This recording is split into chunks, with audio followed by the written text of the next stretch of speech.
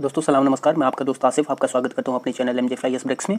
क्या आप fly ash ईंट का बिजनेस स्टार्ट करना चाह रहे हैं? तो फ्लाई एस ब्रिक्स का बिजनेस जानने से पहले आपको कुछ अहम बातें जान लेनी चाहिए। मैं आपको वो बात बता रहा हूँ ताकि आप अपनी मेहनत के पैसे को यूं ही व्यर्थ ना जाने दें। इस वीडियो में मैं आपको कुछ पॉइंट्स बताऊँगा और उसका जवाब भी देने का कोशिश करूँगा। कुछ चीज़ें आपको खुद से भी मालूम करना पड़ेगा अपने लोकल में, जो मैं यहाँ से नहीं बता सकता। तो चलिए वीडियो की तरफ बढ़ते हैं हम।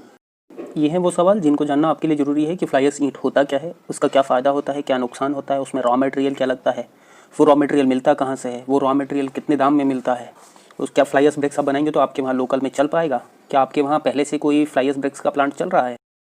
सबसे पहले हम स्टार्ट करते हैं फ्लाई एश ईंट होता क्या है। तो फ्लाई एश ईंट लाल ईंट के जैसा ही ईंट होता है जो लाल ईंट से ज़्यादा मजबूत और टिकाऊ होता है। ये वैज्ञानिकों ने सिद्ध किया है। खुद प्रधानमंत्री श्री नरेंद्र मोदी जी ने इस ईंट का इस्तेमाल करने का सलाह दिया है। साथ ही सारे सरकारी इमारतों में इसी ईंट का इस्तेमाल।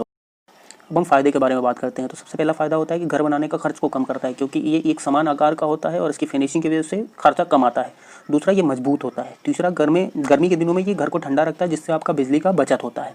चौथा होता है दीवारों में नमी नहीं आने देता।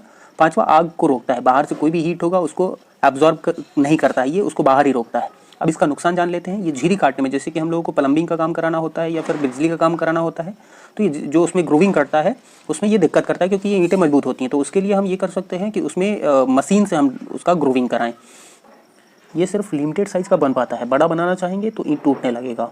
सभी ऐस ईंट मजबूत नहीं होता, क्योंकि अगर आप ईंट बनाने में आपने फ्लाई ऐश की जगह पे बॉटम ऐश या अनबर्न कोल या फिर बैगेज ऐश का इस्तेमाल किया तो ईंट कमज़ोर हो जाएगा।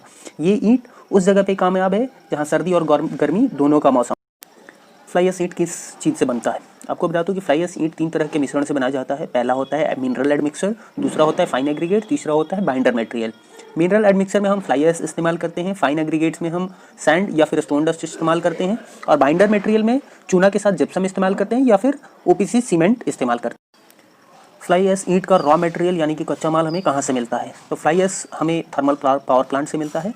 सैंड मतलब बालू यानी रेत हमें नदी से मिलता है। स्टोन डस्ट हमें क्रशर प्लांट से मिलता है, जहाँ पे पहाड़ को तोड़ के उसको क्रश किया जाता है। चूना और जिप्सम हमें माइनिंग से मिलता है। ओपीसी सीमेंट हमें cement factory, direct cement factory से मिलता है या फिर रेलवे रैक से मिलता है। फ्लाई ऐश ईंट का कच्चा माल आपको कितने का मिलता है? इस सवाल का कुछ जवाब मैं आपको दे दूंगा, लेकिन कुछ आपको पता करना पड़ेगा।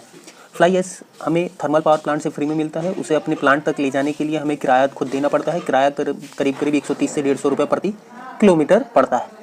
सैंड यानी बालू, रेत या फिर स्टोन डस्ट कहें तो ये दाम आपको खुद अपने लोकल मार्केट में पता करना होगा। चूना हमें 600 से 2000 रुपये प्रति टन मिलता है। भाड़ा हमें अलग से देना पड़ता है। जिप्सम हमें 2000 से 4000 रुपये प्रति टन पड़ता है, भाड़ा अलग से देना पड़ता है। ओपीसी सीमेंट हमें 240 रुपये से 380 रुपये प्रति बैग पड़ता है, ठीक है। उसके बाद से भाड़ा हमें अलग से देना पड़ता है। अब जब आपने मार्केट में रेट पता कर लिया है तो मैंने 2 video fly ash bricks cost calculation का बनाया हुआ है। उसमें आप अपने मार्केट में मिलने वाले फ्लाई ऐश के रॉ मटेरियल के दाम को उसमें रख करके, उसमें मैंने फार्मूला दिया है, उसमें रख करके आप एक ईंट का दाम निकाल सकते हैं। अब आप इस एक ईंट का दाम, अगर आपके वहाँ मिलने वाले लाल ईंट के दाम से 1 रुपया ज़्यादा है, तब भी आप इस ईंट का बिजनेस स्टार्ट कर सकते हैं। वो चलेगा और अच्छा चलेगा। अब देखिए, दूसरा चीज़ फ्यूचर की बात हम करते हैं तो आने वाले टाइम में सरकार, हर एक राज्य की सरकार मिट्टी के क्षय पे और प्रदूषण पे लगाम लगा रही हैं, जिसकी वजह से आने वाले दिनों में लाल ईंट के भट्टे बंद हो जाएंगे और ये बिज़नेस का फ्यूचर काफ़ी अच्छा होगा। आपको ये बात जान लेना ज़रूरी है कि आपके लोकेशन से थर्मल पावर प्लांट 100 से 120 किलोमीटर के दायरे में होना चाहिए। उम्मीद करता हूँ कि मेरे द्वारा दी गई जानकारी से आप संतुष्ट होंगे। कोई और सवाल आपका हो तो कमेंट करें, मैं उसका जवाब जितना जल्द हो सके उतना जल्द देने का कोशिश करूँगा। तब तक के लिए लेता हूँ मैं आपसे अलविदा। जय हिंद, जय भारत।